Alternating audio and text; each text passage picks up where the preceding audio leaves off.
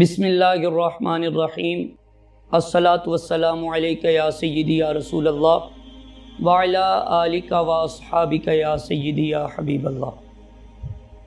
محترم سامعین، مادی دور نے حلال اور حرام کے فرق مٹا دیا ہے۔ یہ حقیقت ہے کہ ہر انسان کرۂ ارض پر اپنی ضرورتیں لے کر پیدا ہوا ہے۔ مثلاً اسے کھانے کے لیے غذا، پینے کے لیے پانی، پہننے کے لیے لباس، سردی، گرمی، بارش، طوفان، آندھی اور دیگر موسمی کیفیات سے بچنے کے لیے گھر چاہیے، مکان چاہیے، جو کہ بنیادی ضروریات ہیں، اور انسان کی زندگی کا دار و مدار انہی پر ہے۔ انسان اپنی ضروریات کو پورا کرنے کے لیے شب و روز محنت کرتا ہے، مشقت کرتا ہے، اور خالق کائنات نے تمام بنیادی ضروریات زمین میں پیدا کر کے رکھ چھوڑی ہیں۔ اب ہر شخص جو محنت اور جد و جہد کر کے ان وسائل کو تلاش کرے، اللہ تبارک و تعالی نے جب یہ چیزیں زمین میں رکھ چھوڑی تو یہ اب اللہ تبارک و تعالی نے اصول اور قانون بنا دیا کہ جو شخص چاہتا ہے کہ اسے رزق ملے، جو چاہتا ہے کہ اسے تمام بنیادی ضروریات مل جائیں، اسے چاہیے کہ وہ دن رات محنت کرے، مشقت کرے، جد و جہد کرے۔ جب وہ محنت، مشقت اور جد و جہد کرے گا تو اسے تمام وسائل عطا کر دیے جائیں گے، کیونکہ وہ اس نے خود تلاش کیے ہیں۔ اب اگر وہ اپنی جد و جہد کو اللہ تبارک و تعالی اور اس کے پیارے رسول صلی اللہ علیہ وآلہ وسلم کے احکامات کے مطابق کرتا ہے، وہ اپنے رب، اپنے پیارے حبیب کے احکامات کے مطابق وہ سارے معاملات کرتا ہے، تو جو رزق وہ کماتا ہے، اس رزق میں وہ جتنا وقت گزارتا ہے کمانے میں، اس رزق کو حاصل کرنے میں وہ جتنا وقت گزارتا ہے، وہ سارے کا سارا اس کے لیے عبادت بن جاتا ہے۔ حضرات محترم، جب ہم حلال رزق کما لیتے ہیں تو وہ حلال رزق ہمارے دل کو نور سے معمور فرما دیتا ہے۔ بعض دفعہ ایک طاقتور انسان چھین کر بھی کھا لیتا ہے، اور کمزور جو ہے وہ چوری کر کے بھی کھا لیتا ہے، مگر یہ صفات حیوانات اور درندوں کی ہیں۔ ایک جانور نسبتاً کمزور جانور سے چیز چھین لیتا ہے، شیر کمزور جانوروں کو چیر پھاڑ کر ان کا گوشت کھا جاتا ہے، انہیں اپنی خوراک اور غذا بنا لیتا ہے۔ اور اگر دیکھا جائے تو تقریباً تمام درندے اپنا رزق طاقت سے اور چھینا جھپٹی سے حاصل کرتے ہیں، لیکن بندہ مومن کے سر پر خدا نے اشرف المخلوقات کا تاج رکھا ہے۔ بندہ مومن کو اللہ تبارک و تعالی نے عزت و کرامت کا اور شرف کا تاج پہنایا ہے۔ اگر بندہ مومن بھی چھین کر کھانے لگے، بندہ مومن بھی اگر طاقت کے ذریعے کھانے لگے، بندہ مومن بھی چوری کر کے کھانے لگے، تو اس عزت و کرامت کے جو تاج کو رب نے سر پر سجایا ہے، اس کا ہمیں کیا فائدہ ہوا؟ حضرت اقبال نے کیا خوب فرمایا کہ اے طائر لاہوتی، اس رزق سے موت اچھی جس رزق سے آتی ہو پرواز میں کوتاہی۔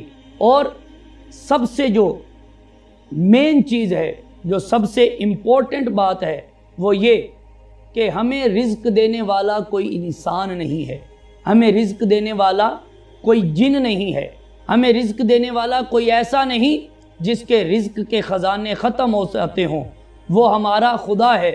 رب نے قرآن کریم میں خود ارشاد فرمایا، قُلْ مَنْ يَرْزُقُكُم مِّنَ السَّمَاوَاتِ وَالْأَرْضِ قُلِ اللَّهُ، اپنے محبوب سے فرمایا کہ اے میرے محبوب فرما دیجئے، مَنْ يَرْزُقُكُم مِّنَ السَّمَاوَاتِ وَالْأَرْضِ، کون ہے جو آسمانوں میں اور زمین سے رزق دینے والا ہے؟ اب انسانیت سوچ میں پڑ گئی کہ کون ہے جو ہمیں رزق دینے والا ہے؟ پھر اللہ تبارک و تعالی نے اس سوال کا جواب خود ارشاد فرمایا قل اللہ، اے محبوب آپ ہی فرما دیجئے کہ تمہیں رزق دینے والا کوئی اور نہیں، بس وہ اللہ کی ذات ہے۔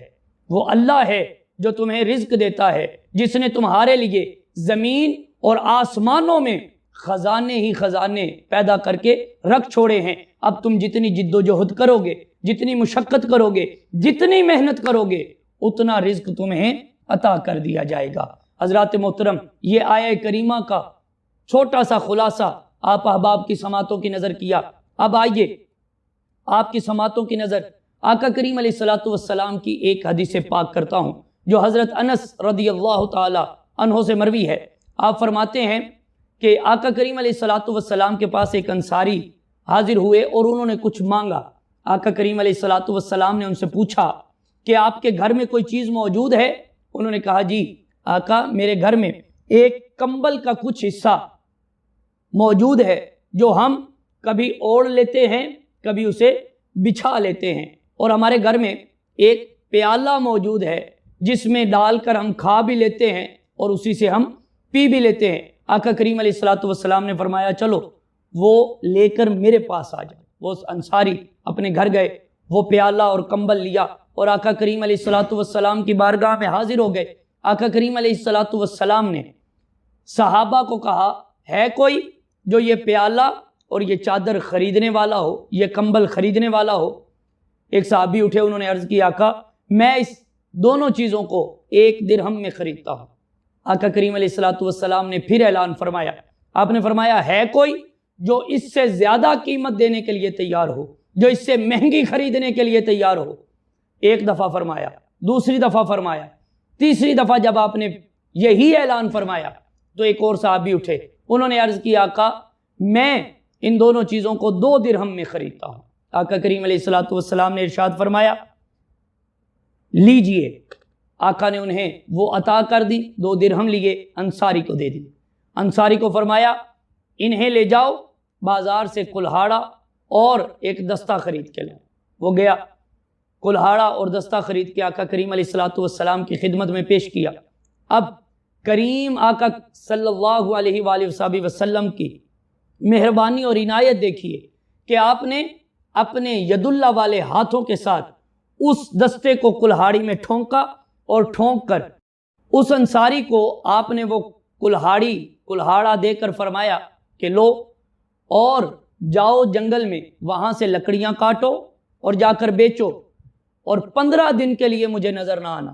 حضرات محترم، وہ انصاری کلہاڑا لے کر گئے، لکڑیاں بیچنا شروع کر دیں، لکڑیاں کاٹ کر بیچ کر 15 دن بعد جب آقا کریم علیہ الصلوۃ والسلام کی بارگاہ میں حاضر ہوئے تو حاضر ہو کر انہوں نے حضور کی بارگاہ میں پیش کیے کہ آقا یہ 10 درہم میں خرید کر لایا ہوں۔